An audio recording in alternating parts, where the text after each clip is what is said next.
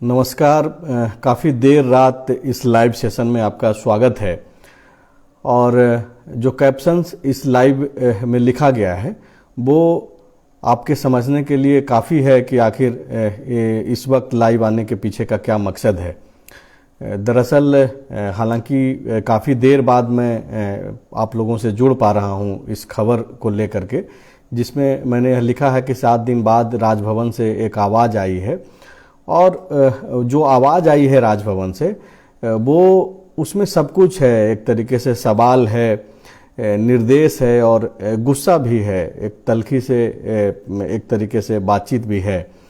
और आपको मालूम है कि राज्य में जिस तरीके से चीज़ें घट रही है हाल के दिनों में, राजनीतिक संकट जो उत्पन्न हुआ है पिछले 25 अगस्त को एक खबर आने के बाद, जो खबर मुख्यमंत्री हेमंत सोरेन से जुड़ा हुआ है, और उस खबर के बाद सभी की निगाहें राजभवन पर टिकी हुई है। चाहे वो झारखंड के लोग हों या फिर पूरे देश भर के लोग हों, वो दरअसल यही जानना चाह रहे हैं कि राजभवन जो है कब इस पर कुछ बोलता है।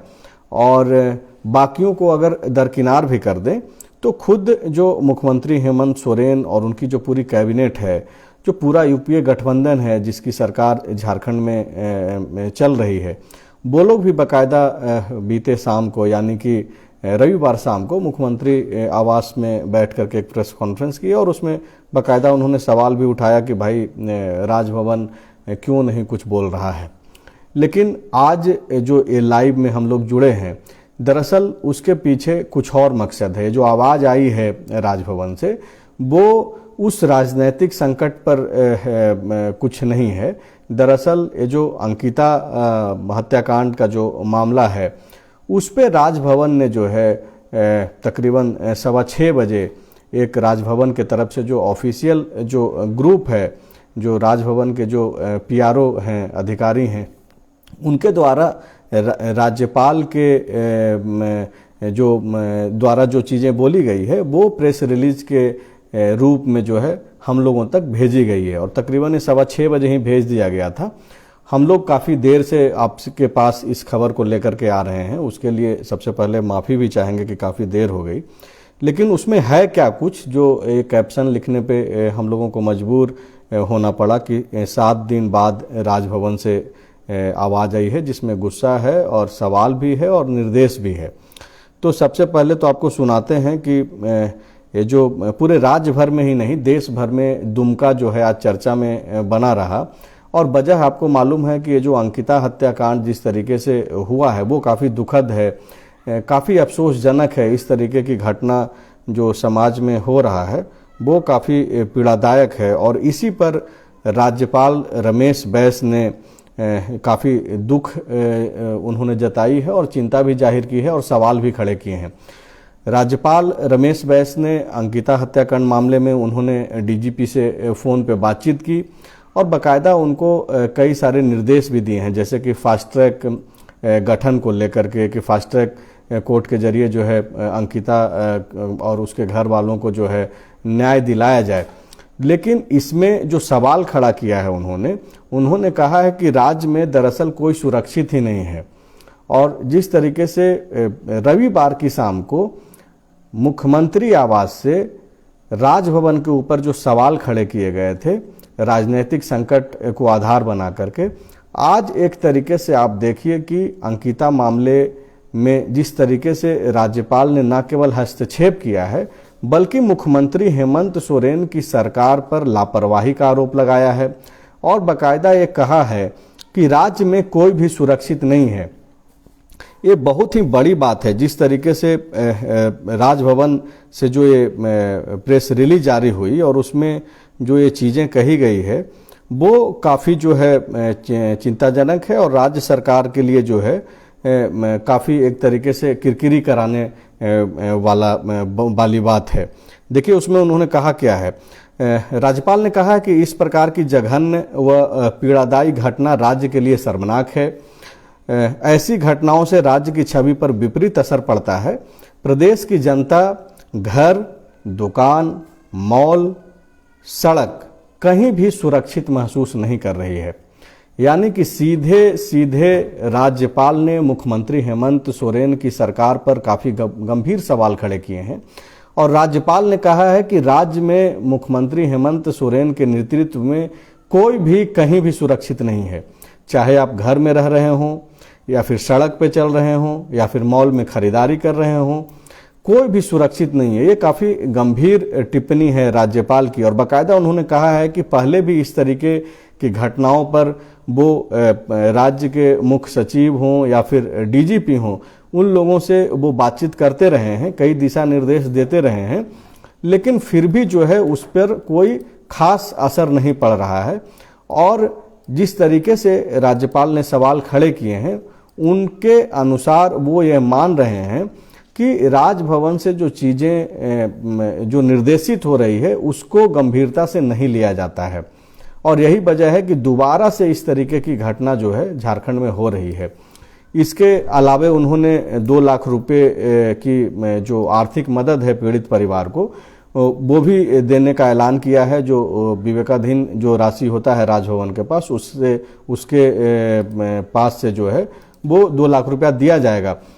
लेकिन जो सवाल राजभवन से किए गए हैं, आपको यहाँ पे बताना इसलिए जरूरी है कि मुख्यमंत्री हेमंत सोरेन ने उसके पहले क्या क्या पहले ही से इस मामले को लेकर के क्या क्या बोला है, वो भी बताना जरूरी है। क्योंकि 2 चीज़ें जो बोली गई राजभवन से जो काफ़ी महत्वपूर्ण है, एक कि फास्ट ट्रैक कोर्ट के जरिए जो है पीड़िता और पीड़ित परिवार को जो है वो न्याय दिलाई जाए। तो इसको लेकर के पहले ही जो है मुख्यमंत्री हेमंत सोरेन ने निर्देशित कर दिया है और फास्ट ट्रैक का कोर्ट के जरिए जो है इस मामले की जांच होगी।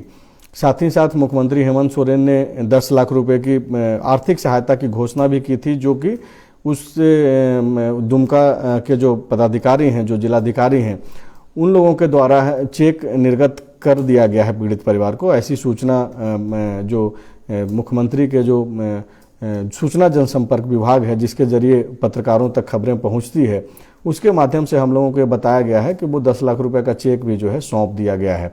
साथ ही साथ इस मामले में 2 लोगों की गिरफ्तारी हुई है। अब तक की जो अपडेट्स हैं इस पूरे मामले में, उसमें है कि 2 लोग अब तक गिरफ्तार किए जा चुके हैं। जिन जिन लोगों का नाम दिवंगत अंकिता ने जो है आखिरी वक्त में लिया था, उन लोगों को जो है, उनमें से 2 लोगों को जो है गिरफ्तार कर लिया गया है। राज्यपाल ने एक और सवाल खड़े किए हैं और राज्यपाल ने बाकायदा एक गंभीर सवाल दुमका के जो जिला प्रशासन है जो उस पर भी सवाल खड़ा किए हैं। राज्यपाल ने कहा है कि ये जो पूरा जो जांच प्रक्रिया है या फिर इस घटना के बाद जिस तरीके से एक्शन में दिखना चाहिए था प्रशासन को, वो उस तरीके से नहीं हो पाया है और उस पे भी उसकी भी जांच कराने की मांग राजभवन से की गई है। लेकिन ये इसके अलावे जो चीज़ है उसको समझने की बात है। हालांकि कई सारे लोग जो दर्शक हैं जो इस वक्त सुन रहे होंगे या फिर बाद में सुनेंगे, उनको लगेगा कि ये जो कैप्शंस दिया गया वो क्यों दिया गया, और हो सकता है कि मेरी बातों को आप लोग अलग अलग तरीके से लेंगे। लेकिन झारखंड की राजनीति में जो चल रही है पिछले 1 सप्ताह, मतलब कल अगर देखेंगे तो 6ठा दिन हो जाएगा, सप्ताह भर होने को है। 25 अगस्त को एक मामला आया।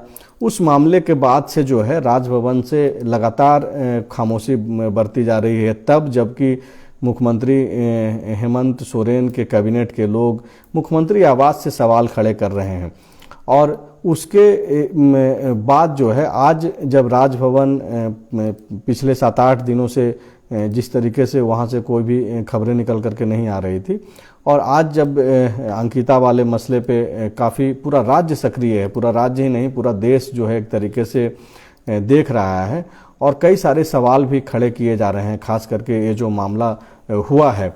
और पूरे राज्य भर में आज जो राजधानी रांची में कई सारा प्रोटेस्ट हुआ इस मसले को लेकर के, और लोग काफ़ी गुस्से में हैं, और बिल्कुल गुस्सा उनका जायज़ भी है जिस तरीके से ये जो घटना घटी है।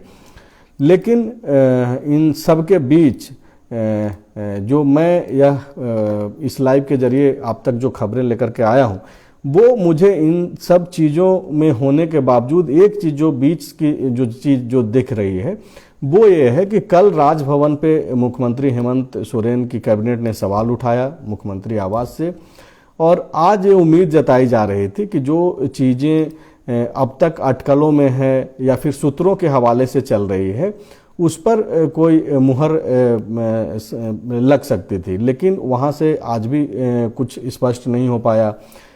दूसरी तरफ राजभवन के तरफ से कोई मैसेज आया भी तो वो मैसेज में कई सारे ऐसे चीज हैं जिससे यह स्पष्ट हो रहा है कि कानूनी जो प्रशासनिक जो चूक हुई है या फिर जिस तरीके से जो सवाल उठना चाहिए था वो तो है ही, उसके साथ साथ पूरे मुख्यमंत्री हेमंत सोरेन के कार्यकाल और उनकी जो कार्यप्रणाली है उस पर कहीं ना कहीं राजभवन के द्वारा जो है सवाल खड़ा किया गया है और स्पष्ट रूप से यह बताया गया है कि भाई आपके शासनकाल में कोई भी सुरक्षित नहीं है, चाहे वो घर में बैठा हो, कोई ऑफिस में बैठा हो या फिर मॉल में बैठा हो या फिर सड़क पर सफ़र कर रहा हो। तो अब भले ही आधार कुछ और बन रहा है लेकिन कहीं ना कहीं ये जो टकराव वाली स्थिति है वो अब खुल करके देखने को मिल रही है। पहले मुख्यमंत्री आवास से कल आवाज़ आई और उसमें सीधी चेतावनी या फिर एक तरीके से कहें कि एक संवैधानिक संस्था के द्वारा दूसरे संवैधानिक संस्था को टारगेट किया गया, और आज जो है उसका जवाब भले ही आधार दूसरा हो लेकिन जिस तरीके से जवाब दिया गया है उससे आप मुझे लगता है कि आप लोग ज़रूर समझते होंगे और समझेंगे भी कि क्या कुछ चल रहा है। तो फिलहाल यह बेहद ही ज़रूरी लग रहा था कि आपको इतनी देर रात इस खबर को लेकर के आप तक आई जाए, और फिलहाल इस खबर में इतना ही है। बाकी अगर कोई अपडेट्स आता है, चूँकि पिछले 5 दिनों की एक्टिविटी देखें झारखंड में तो कभी भी कुछ भी जो है बदल रहा है, जो भी तस्वीरें हैं लगातार उसमें बदलाव देखने को मिल रही है। तो कोई भी खबर खास करके हालिया घटनाक्रम से अगर जोड़ करके देखें तो अंतिम खबर नहीं है। तो लगातार आप बने रहें और फॉलोअप की खबरों पर अगर आप यकीन रखते हैं, भरोसा रखते हैं तो शेयर भी करें। शुक्रिया।